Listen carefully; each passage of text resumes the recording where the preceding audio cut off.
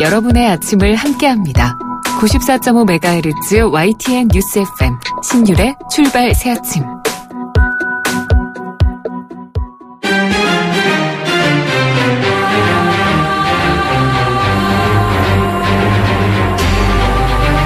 매일 아침을 뉴스로 깨웁니다. 신율의 출발 새아침.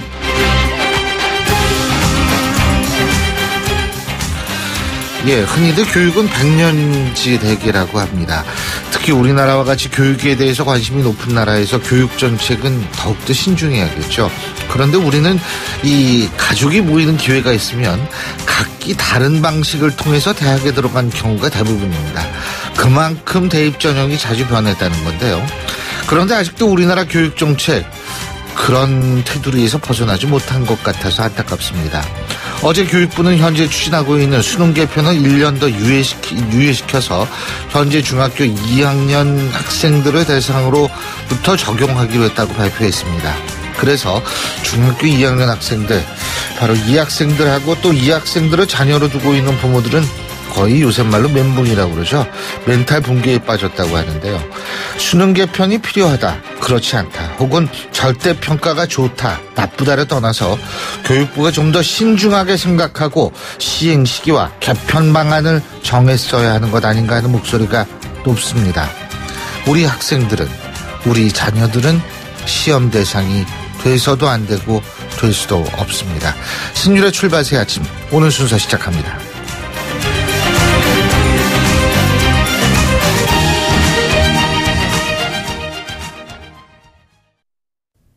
YTN 라디오 신율의 출발 새아침. 지금까지 들어온 뉴스 백병규 시사평론가와 함께 정리해 보겠습니다. 어서 오십시오. 안녕하십니까. 이 창조과학회 활동 그리고 이 건국절 주장 등으로 이 사퇴 압박을 받고 있는 박성진 중소벤처기업부 장관 후보자요. 어제 기자회견을 가졌는데 난 사퇴 안 한다, 분명히 입장을 밝혔죠. 네, 해야 할 일이 있다라고, 공헌할 일이 있다, 이런 입장을 밝혔죠. 네, 그러면서 그 역사에 무지했다, 이렇게 얘기를 했습니다.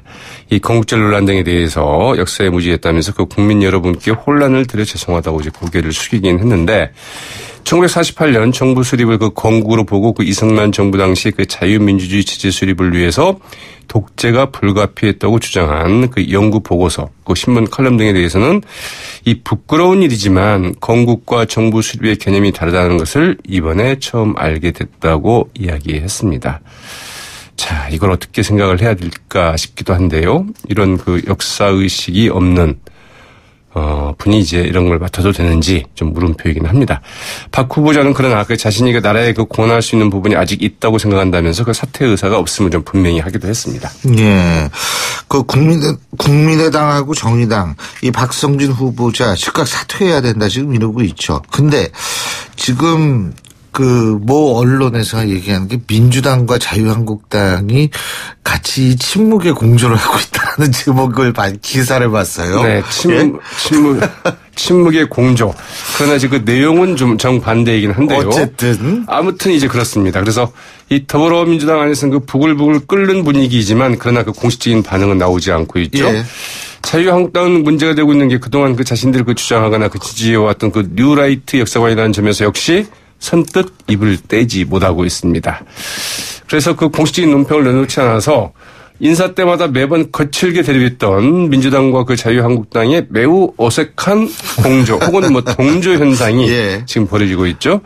민주당은 그러나 그 다양한 채널을 통해서 그 청와대의 그 불가 입장을 좀 전달하고 있다고 하는데요. 반면에 그 국민의당의 그 송금주 수석 대변인, 이 문재인 대통령은 박성진 그 중소벤처기업부 장관 후보자가 그 국정 운영에 또 다른 암초가 되기 전에 그 빠른 결단을 내려야 한다면서 그 지명 체제를 촉구를 했고요. 이 정의당은 그 이정미 대표가 직접 나섰습니다. 박근혜 시대에나 그 있을 법한 인사로 정부는 그 즉각 지명을 좀 철회해야 마땅하다. 청와대는 그 현재 그 인사 라인에 대한 그 근원적이고 심각한 검토를 해야 할 것이다, 이렇게 지적하기도 했네요. 자, 그리고 북한과의 대화는 더는 답이 아니다. 트럼프 미국 대통령이 이렇게 얘기를 했는데 이 발언이 나온 이후에 매티스 미 국방장관, 우리는 결코 외교적 해법에서 벗어나지 않을 것이다, 이렇게 얘기를 했습니다. 대통령과 장관의 말이 다른 거는 이번이 처음이 아니죠. 이것도 그렇죠. 자주 있는 맞습니다. 일이에요. 미국에서. 예. 네. 이걸 뭐 자유분방하다고 봐야 되는지 민주적으로 봐야 되는지 참 뭐예요. 그래도 이제 그 말하자면 일종의 그 하극상적인 발언이 아니냐. 이런 지적이 나올 수 있죠. 그래서 매티스 미 국방장관이 이 긴급 수습에 나왔습니다. 예. 이 트럼프 이 대통령과 대북 인식에서 차이가 없다. 예. 이렇게 얘기를 했는데요. 예. 이 자신과 트럼프 미 대통령의 그 대북 인식 모순되지 않는다. 이렇게 얘기를 했고요. 이럴 때 항상 이제 쓰는 말이 있습니다. 이 언론이 문제다. 이런 언론 탓을 하고 나섰는데요. 언론이 자신의 발언을 그 대단히 잘못 해석했다고 했는데요. 예. 그러나 언론 사실 그 말을 그대로 워딩 그대로 사실은 그 인용해서 보도를 했거든요. 그래서 과연 이런 이야기가 주장이 합당한 건지 의문인데 그러면서 대통령과 자신의 말은 거듭 모순이 없다. 우리는 지금 당장 북한과 대화하고 있지 않다. 이걸 확인하고 있지 않느냐 이렇게 얘기를 했다고 하죠. 근데 트럼프 대통령 자신의 발언도 이게 왔다 갔다 합니다. 그래서 일각에서는 트럼프 대통령이 이제 사업가 출신이기 때문에 사업가들이 이제 사업하는데 밀고 당기는 거 이게 이제 협상의 중요한 이 수단인데 외교는 밀고 사업가들이 하는 협상과는 다르다는 거죠. 큰 방향성을 제시해야 하는데 그게 부족하다는 지적이 많죠. 그것도 북한과 미 관계, 북한과 미국의 관계가 좀 사실은 굉장히 긴 관계잖아요. 그래서 이게 뭐 말 가지고 쉽게 왔다 갔다 될 수 있는 이런 사안은 아니다. 이런 지적도 나오고 있죠. 그리고 송영무 국방장관 지금 미국 가 있지 않습니까? 그죠? 미국 안보 당국자들하고 만나서 전술핵을 언급을 했는데 이게 지금 상당히 주목을 받고 있는 것 같아요. 그렇습니다. 이 국방부는 그 한국 내 그 전술핵 재배치 여론을 좀 전달한 차원이다 이렇게 수습을 하고 나섰는데요. 이 청와대는 그 전술핵 그 재배치는 그 정부 입장과 그 정면 배치되는 것으로서 이 송영무 국방장관 발언 경위를 좀 파악 중이라고 이제 밝히기도 했습니다. 송영무 국방장관 어제 그 이제 미국 워싱턴에서 그 제임스 매티스 국방장관과 그 허버트 맥메스터 이 백악관 국가안보보좌관과 이제 그 회담을 했죠. 이 자리에서 그 한미 미사일 지침 개정, 미군 전략자산의 그 한반도 배치된 그 대북 억지력 강화 방안을 논의하던 중에 전술핵 그 재배치 문제를 이제 거론을 했다고 합니다. 송 장관은 미국 측의 그 전술핵 재배치가 그 필요하다는 그 보수 야당의 입장을 제시를 하면서 미사일 지침 개정 협상 등에서 좀 유리한 좀 지위를 점하려 한 것 아니냐 이런 관측이 나오고 있는데 그러나 그 국방부 수장이 이 같은 언급 전술핵 그 재배치 반대라는 그 정부의 그 공식 입장과는 배치되는 언급 아니냐 이제 이런 논란이 좀 불가피해 보이기도 하죠. 자 그리고 어제 YTN에서 맨 처음에 단독 보도로 시작된 이 얘기인데요. 바른정당이 이해운 대표의 금품 수수 의혹설 이게 결국은 검찰 수사로 넘어가게 됐네요. 네, 바른정당에는 완전히 그 폭탄 하나가 좀 떨어진 셈이죠. 네, 바른정당 그 이해운 대표가 그 한 사업가로부터 명품 의류 등 수천만 원대의 그 금품을 받았다는 의혹과 관련해서 검찰이 이제 그 진정을 접수를 해서 조만간 수사에 나설 전망인데요. 이해운 대표의 그 금품 수수설, 그 이 대표가 그 20대 총선에 그 당선될 경우에 사업 편의를 봐주겠다고 해서 그에게 그 수천만 원대의 그 금품을 제공했다는 게 그 요지인데요. 이 대표는 어제 그 공식 입장문을 내고 이 수시로 연락에 그 개인적으로 쓰고 갚으라고 해서 이 중간중간 갚기도 하고 빌리기도 하는 방식으로 그 지속을 하다가 오래전에 전액을 다 갚았다 이렇게 해명을 했습니다. 그러나 바로 이 사업가가 옥모 씨라고 하죠. 어제 검찰에 그 진정서를 제출을 했고요. 검찰은 오늘 이 사건을 이제 그 배당할 방침이라고 하는데 낡고 부패한 보수와 결별하겠다 이렇게 주장했던 그 바른정당으로서는 그 사건의 그 진위 여부를 떠나서 이 당대표와 관련한 논란 자체가 이제 부담스러울 수밖에 없고요. 게다가 그 금품을 제공을 받고 편의를 봐준 것은 사실이 아니라 할지라도 이 대표가 일단 현금을 빌렸던 사실은 그 인정한 상황이죠. 그래서 말끔한 해명이 그 쉽지 않다는 점도 이제 고민거리입니다. 그리고 그 정치적인 파장도 좀 적지 않을 듯한데요. 이른바 그 자유한국당과 그 바른정당 간의 그 통합론이 속도를 낼 수도 있겠다 이런 관측도 나오고 있죠. 본인이 사람을 잘못 본 것이 상당히 죄인 것 같다 이런 얘기를 그렇죠. 이해운 대표가 했는데 어쨌든 법적 대응도 이쪽에서 그러니까 이해운 대표 쪽에서도 한다고 하니까 좀 더 결과 지켜보겠습니다. 오늘 말씀은 여기까지 듣겠습니다. 고맙습니다. 네, 고맙습니다. 예, 지금까지 백병규 시사평론가였습니다.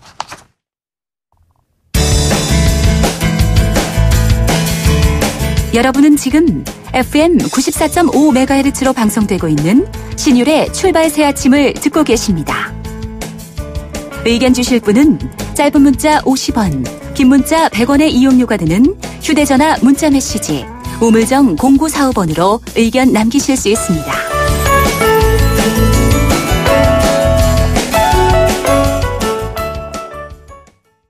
오늘부터 문재인 정부 출범 이후 첫 번째 정기국회가 시작이 됩니다. 이 100일간의 일정 동안 어떤 성과를 낼 수 있을지요, 또 어떤 공방이 오갈지 벌써부터 관심인데요. 특히 이번 정기국회 여소야대 국면이라서 이 캐스팅보트 역할을 하게 될 국민의당의 역할에 관심이 집중되고 있는데요. 자, 어떤 전략으로 임할지 국민의당 입장 한번 직접 들어볼까요? 국민의당 손금주 수석 대변인 전화 연결하겠습니다. 안녕하십니까? 네, 안녕하십니까. 예. 아유, 요새 그냥 바쁘시죠? 예. 국회 현안이 많습니다. 예, 아니, 바쁜 게 좋아요. 예. 한가하면 그것도 문제죠. 오늘부터 문재인 정부 들어선 첫 번째 정기국회가 시작이 되는데, 네. 어제가 이제 8월 임시국회 마지막 날이었고요. 네. 근데 많은 분들이 아직도 안 됐나라고 생각하는 그 문제들이 좀 있습니다. 바로 김희수 헌법재판소장 후보자에 대한 인준 문제, 그리고 이유정 헌법재판관 후보자에 대한 문제, 이 문제들인데 이거 어제도 정리되지 못한 채 끝났죠?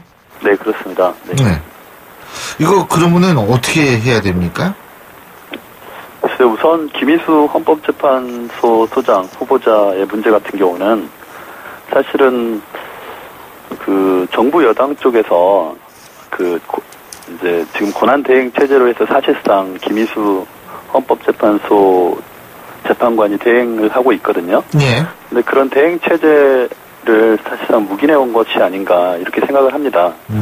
그러니까 이미 인사청문을 거친 이후에 상당한 시간이 흘렀는데도 적극적으로 이 문제를 현안으로 다루지 않고 그 당시에 추경이나 이런 다른 현안에 밀려서 좀 제쳐두고 있었던 사안입니다. 근데 이제 이번에 8월 31일 본회의 때 결산과 함께 상정을 하겠다, 또 의장께서도 직권 상정을 고려하기까지 하셨는데, 일단 본회의에서 표결 문제에 대한 좀 우려가 여당 쪽에서는 있는 것 같습니다. 근데 저희 당은 이 부분에 대해서 당 차원에서 어떤 반대를 한다거나 찬성을 한다거나 이런 집단적 의사표시를 할 것은 아니고요.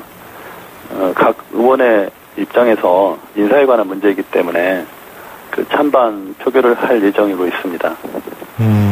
이유정 헌법재판관 후보자는요?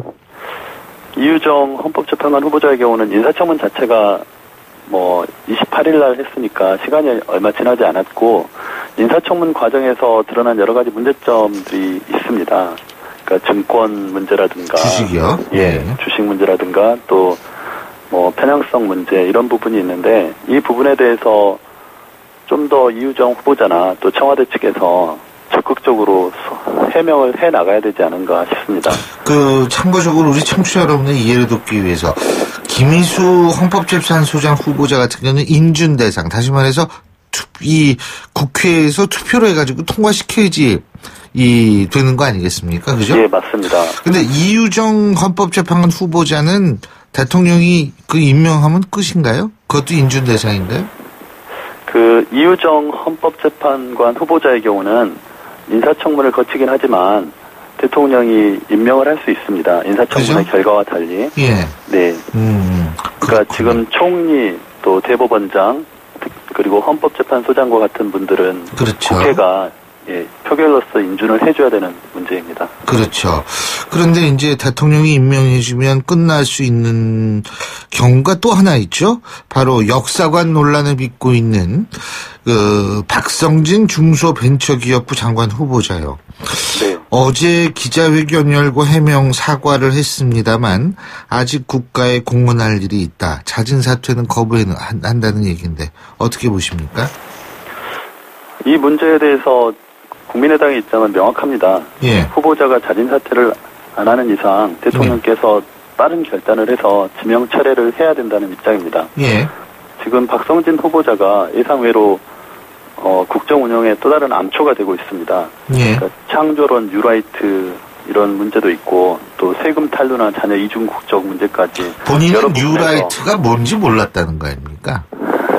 네, 만약에 뉴라이트가 뭔지 몰랐다 또는 뭐 건국이나 정부 수립의 개념 자체를 몰랐다 이런 식으로 변명을 하는 것 자체에 대해서 저희들이 더 이분이 진짜 장관 후보자가 될 수 있느냐, 우리 중소 벤처기업 정책 그리고 소상공인들의 아픔을 치유할 수 있는 그런 역할을 할 수 있느냐에 대해서 더 의구심을 갖게 되는 부분이었습니다.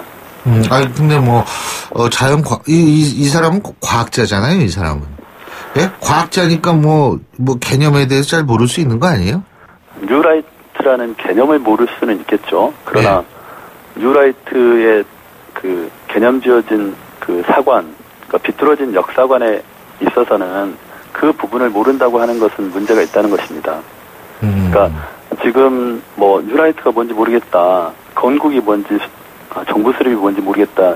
이 양자의 차이는 엄청난 것 아니겠습니까? 만약에 건국과 정부 수립의 차이를 모르겠다고 하면서 또는 그 박정희 대통령에 대해서 또 새마을운동에 대해서 또 이승만족제를 찬양하는 부분에 있어서 이 부분에 대해서는 개념의 문제가 아니고 역사관의 문제이고 이거는 저희들이 짚고 넘어갈 수밖에 없는 부분입니다. 예. 그렇군요. 지금 국민의당은 상당히 그 반대를 많이 하는데, 예? 저희가 아까 뉴스 브리핑에서도 얘기를 하는데, 이 침묵의 카르텔, 이런 기사가 있더라고요. 예? 이 자유한국당하고 더불어민주당, 예? 바른정당, 이쪽은 좀 조용하다고 그러던데요. 예? 이런 현상은 어떻게 보세요? 그러니까, 뭐, 자유한국당이나 바른정당 입장에서는 박성진 후보자가 가지고 있는 그런 역사관에 대해서 그 수긍을 하는 입장인 것으로 보입니다. 그러나 이 문제는 단순히 그런 문제가 아니고 어떤 생각을 가지고 있느냐의 문제도 있지만 그때그때 정권에 따라서 생각이 바뀔 수 있는 장관이라면 더 문제라는 것입니다. 그 생각을 자기 논리적으로 설명할 수 있고 일관되게 나는 이러이러한 입장에서 이런 생각을 가지고 있다고 설명할 수 있어야 우리 국가의 그 큰 업무를 맡는 것이지 그것조차도 안 되는 분이 어떻게 우리 소상공인들 650만 소상공인들의 아픔을 대변할 수 있겠습니까? 알겠습니다. 그리고 제가 이제 앞서도 잠깐 얘기를 했습니다만 지금 여소야대잖아요. 그죠? 그래서 국민의당 이제 상당히 중요한 역할을 할 수밖에 없는데 뭐 이 더불어민주당 의원들 만나면 좀 잘 좀 봐달라 뭐 이런 얘기나 뭐 이런 분위기 좀 느끼세요? 예? 지금 제일 아주 절실할 텐데 국민의당 도움이요. 예? 저희가 이제 그 정부 출범 이후에 중요한 안건들마다 정부 여당의 편을 들어주고 또 문재인 정부가 시작하는 시점이었기 때문에 적극적으로 도왔습니다. 뭐 여당에서 저희를 설득하려고 또는 협치를 통해서 양보하는 것이 아니고 저희가 여당의 입장을 고려해가지고 도왔던 것이고요. 그러나 이제 지금 상황에서 언제까지 여당이 선택하는 정책들에 대해서 무조건 찬성을 해줄 수는 없는 문제인 것입니다. 물론 여당 의원들이 이제 뭐 도와달라 이렇게 수사적인 말씀은 하지만 결국 국회 안에서 이루어지는 협치라는 것이 도와달라고 하고 도와주고 이런 정도가 협치가 아니고 어떤 정책과 관련해서 서로 생각이 다른 점은 양보도 하고 또 수정을 해 나가면서 정책이 보완되고 완성되는 과정이 있어야 되는 것 아니겠습니까? 근데 지금의 문제점은 청와대가 결정한 정책 또 인사에 대해서 여당도 아무런 견제의 목소리를 못 내고 있다는 것입니다. 그래서 그런 부분에서 협치가 이루어지려고 하면 잘못된 점에 대한 지적을 수긍하고 서로 보완해 나가는 그것이 진정한 협치가 아닌가. 그리고 그런 측면에서 저희들이 견제도 하고 돕기도 하고 그러겠다는 것입니다. 여당이 견제를 못한다. 만일 이것이 사실이라고 가정을 할 땐 왜 견제를 못한다고 보십니까? 우리 여당 의원님들이 더 잘 알고 계실 텐데요. 저는 청와대가 너무 비대해져 가고 있다고 생각합니다. 문재인 대통령께서 열심히 하시고 또 국민들과 소통을 하는 부분은 좋지만 결국은 우리나라의 정부 또 행정 조직은 시스템에 의해서 움직이는 조직인데 여전히 박근혜 대통령 시기보다 더 청와대가 비대해지는 것이고 또 내각의 구성원들이 교수 출신의 장관 그 내각 국무위원들이 들어가서 적극적인 역할을 하지 못하는 상황이 되기 때문에 결국 청와대만 비대해지고 그런 과정에서 정부 여당이라도 또 국회가 청와대를 견제하면서 그 삼권 분립을 이뤄내야 되는데 그런 측면에서 여당이 제 역할을 못하고 있다. 그 생각을 합니다. 아마 정권 초기이기 때문에 더더욱 여당이 자기 목소리를 못 내는 것인데 이런 현상이 고착화되면 박근혜 정부하고 다를 게 없게 됩니다. 그러니까 지금 송금주 의원께서 보실 때는 청와대만 보이네 이 말씀이신데요, 그죠? 네, 그렇습니다. 근데 이게 대통령의 지지율이 상당히 높은 상황이고, 그리고 지금 상당히 그 대통령이라든지 대통령 주위의 핵심 인물에 대해서 비판을 하거나 이러면 상당히 또 비난을 받는 상황이 또 된다라는 것이 언론 보도를 통해서 나오고 있는데 그런 우려는 안 하세요? 그렇지만은 저희가 반대만 하는 야당은 아닙니다. 그리고 그런 야당이 있지도 않습니다. 그러니까 야당의 역할이라는 것이 정부가 제대로 일을 하는지 확인하고 또 엉뚱한 길로 가지 않도록 견제하는 것입니다. 저희가 목소리를 낼 때 물론 반대하시는 분들도 있고 저희 목소리 자체에 대해서 비판하시는 분도 있고 또 찬성하는 분도 있습니다.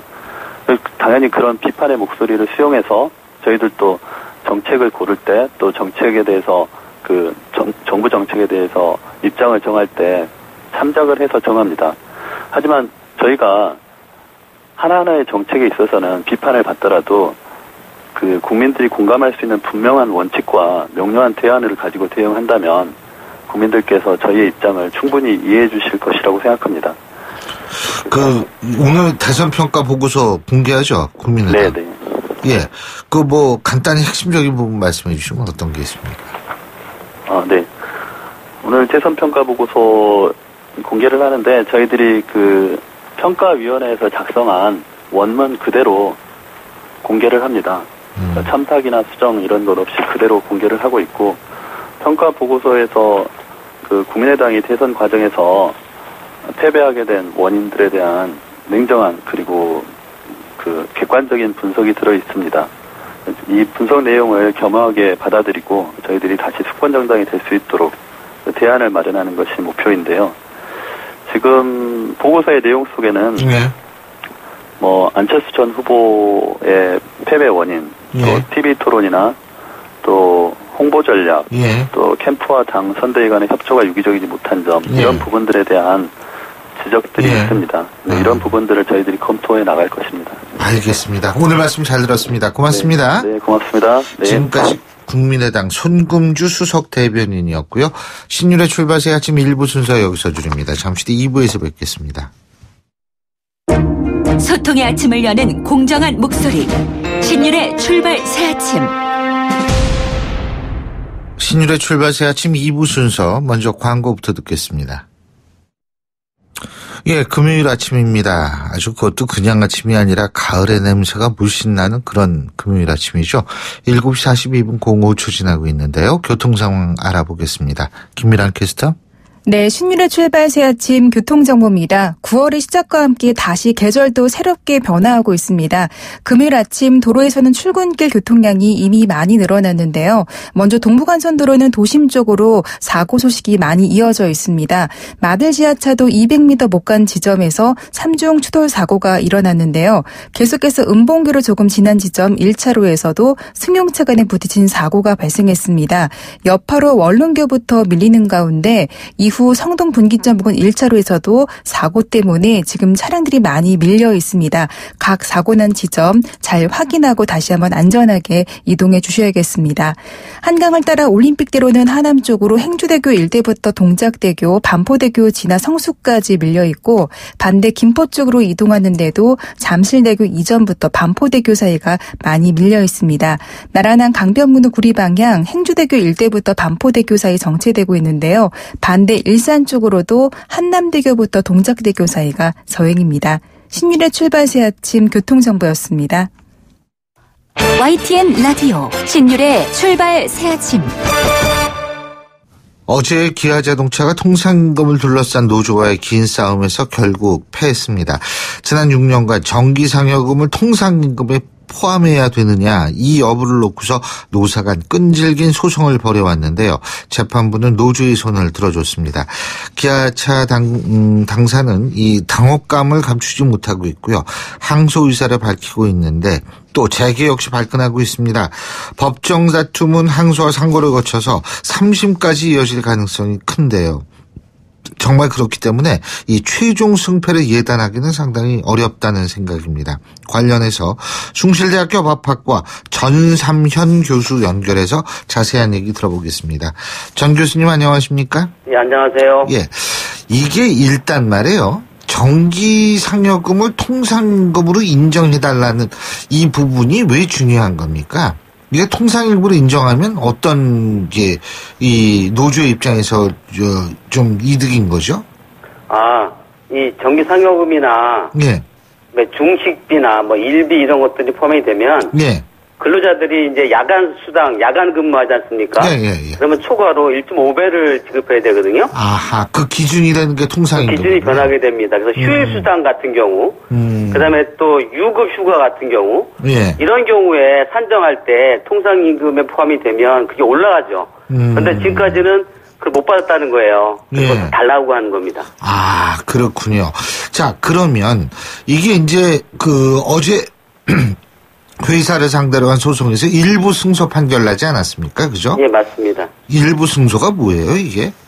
승소 무슨 소지? 법원에서는 그러니까 연말에 지급하는 보너스 있지 않습니까? 정기상여금. 예. 요 부분하고 중식비, 그러니까 점심값이죠. 예. 이런 부분들은 고정적으로 일률적으로 지급된 거기 때문에 예. 이 부분은 통상임금에 포함시켜라 그 얘기고, 일비라는 게 있어요. 예를 들면 출장 수당 같은 경우. 네. 이런 경우에는 고정적이지 않다. 그 부분을 빼라. 그래서 그 부분을 뺐기 때문에 1조가 넘는 청구 금액에서 4천억 원 정도가 나온 겁니다. 아, 그렇군요. 그러면은 통상임금에 이제 해당되는 게 이 보너스라든지, 그죠? 예. 점심값, 중식비. 중식비 이런 거는 통상임금에 포함이 되는 거군요. 예. 근데 지금 재판의 가장 큰 쟁점은 이 재판부가 신의성실 원칙을 적용하느냐 아니었냐 이거였다고 하는데 이게 무슨 얘기입니까? 이거하고 그리고 통상임금하고 무슨 상관이에요? 이제 이 문제가 노조에 제기한 것이 정기상여금이 가장 핵심이거든요. 네. 근데 기아차의 경우에는 그 당시에 계속해서 이익이 났어요. 그래서 이제 연 750% 보너스를 줬죠. 예. 그런데 이게 적자가 났을 때 회사 상태가 안 좋게 되면 예. 정기상여금을 지급 못하는 거죠. 중소기업 그렇죠. 같은 경우에는 이 기아차는 계속 이익이 났기 때문에 예. 계속 그것을 정기적으로 지급했던 것이고 중소기업들의 경우에는 이익이 안 나면 못 주지 않습니까? 그렇죠. 그러니까 그것은 중소기업들의 경우에는 정기상여금이 실은 통상에 포함될 수가 없게 되는 상황이 됩니다. 그래서 이제 문제는 결국은 이 신의칙이라고 하는 것이 회사의 재정 상태를 고려해서 이익이 났을 때는 달라고 해도 문제가 없는데 예. 이 적자가 나는 데까지 달라고 하면 문제다. 이런 얘기입니다. 그렇군요. 그러니까 신의성실 원칙이라는 게 정규상여금을 줄 수 있을 정도라면 여지가 되면 주는 것이 그러면 통상임금 포함이 되지만 그럴 수 없는 상태라고 하면 통상임금 포함이 안 된다라고 하는 게 신의칙입니다. 그러면은 금호타이어도 통상임금 소송이 있었다고 하는데 그죠? 예. 이것과 비교하면은 이번 기아는 어떤 공통점과 차이점이 있습니까? 이제 기아차의 경우에는 계속해서 수익이 많이 계속 났었죠. 반면에 금호타이어는 법정 관리를 5년간 받았어요. 그리고 최근에 또 2년간도 이렇게 적자 상태고. 예.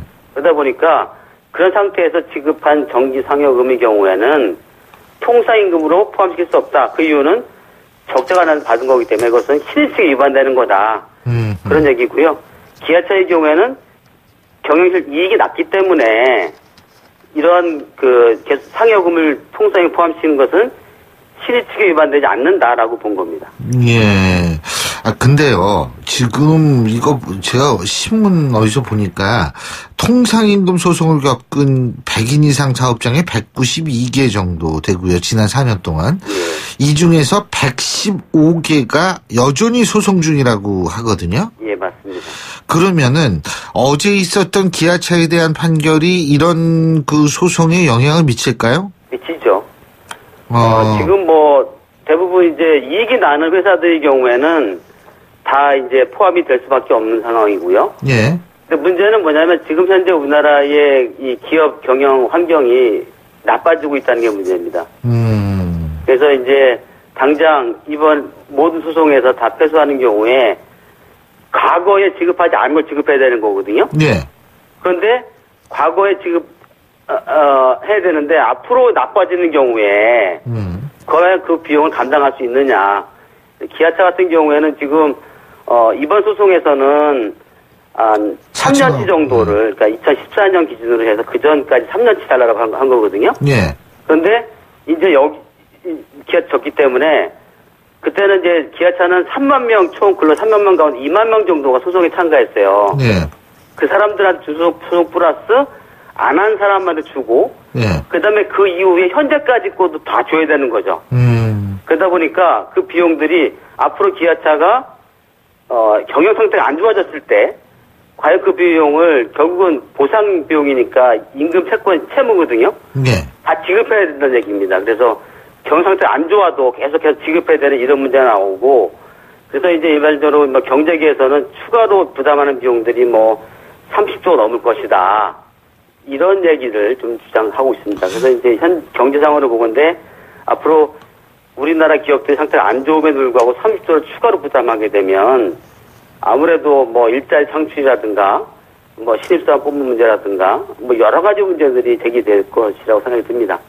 거기에도 영향을 미칠 것이다 이 말씀이시죠. 그렇죠. 그죠? 그러니까 돈을 많이 이쪽에 주게 되면은 아무래도 신입사원 채용 숫자가 줄어들 가능성도 있다 이런 말씀이시네요. 그렇죠.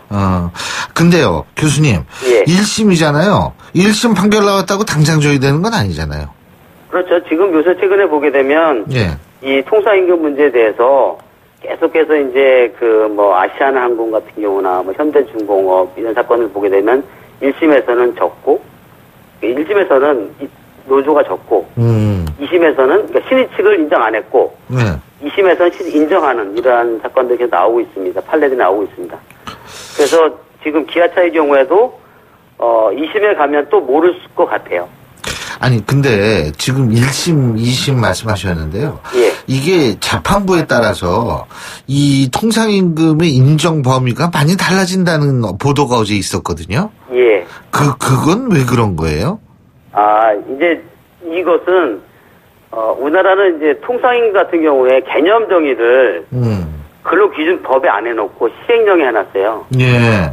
그러다 보니까 이제 시행령이라고 하는 대통령이 만드는 거잖아요. 예. 그래서 법원에서 확정성이 떨어져요. 그러다 보니까 확정성이 떨어진다는 게 뭐죠? 그 법원에서 그거를 반드시 받아들여야 되느냐, 아니면 받아들일 수도 있고 안 받을 수 있고 대량이냐 이 차이인 거죠. 그래서 지금 우리나라는 이 통상임금 문제 관련해서는 계속해서 법적 일본 같은 경우에는 이 딱 법률에다 딱 못 박아놨습니다. 그래서 법에 명확한 규정이 있으면 그거는 재판부가 인정하고 안 하고를 할 수 없거든요. 예. 근데 우리나라는 이제 그 시행령이 돼 있기 때문에 그런 갈등이 있고요. 예. 그러다 보니까 이제 통상임금 관련해서는 신의 측이 중요하게 된 거죠. 그러다 보니까 신의 측이라는 게 어떤 경우에는 회사가 이익이 나면 인정해주고, 인정 안 해주고, 알겠습니다. 회사가 적자가 나면 인정해주고, 이런 하다 보니 케이스 바이 케이스로 다르게 상황이 되기 때문에 일단은 일정지 않다라고 하는 얘기도 있는 것 같습니다. 알겠습니다. 예, 오늘 말씀 여기까지 듣겠습니다. 고맙습니다. 예, 수고하세요. 지금까지 숭실대학교 법학과 전삼현 교수였습니다. 신율의 출발 새 아침 2부 순서 여기서 줄입니다. 전 8시 10분 3부에서 뵙겠습니다.